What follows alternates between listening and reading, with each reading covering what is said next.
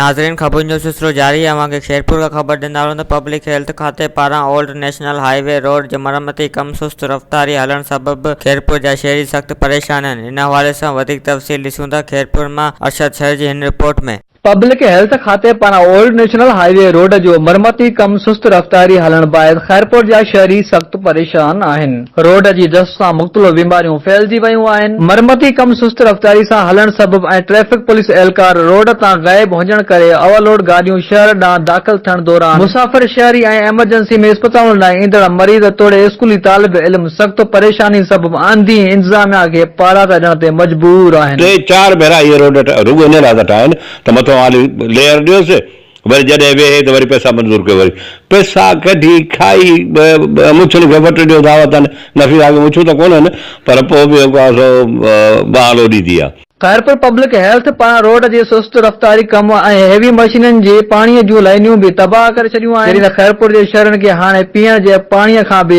महरूम कयो पियो वञे। ज़िले खैरपुर जे मुख़्तलिफ़ डिपार्टमेंटनि जूं बजटूं करब ठेकेदारनि हथां ग़ाइब थियण लॻियूं। हाणे ॾींहों ॾींहुं खैरपुर शहर में बि रोड रस्ता टुटल ऐं गंदगी जे ढेर में खैरपुर शहर तब्दील थींदो पियो वञे। कैमरा टीम सां गॾु अरशद शहर, अवामी न्यूज़, खैरपुर, मीरठ। वधीक ख़बरनि ऐं तफ़सील जे लाइ विज़िट कयो असांजी वेबसाइट awamiNewsHD.com ऐं ॾिसंदा रहो अवामी न्यूज़ HD।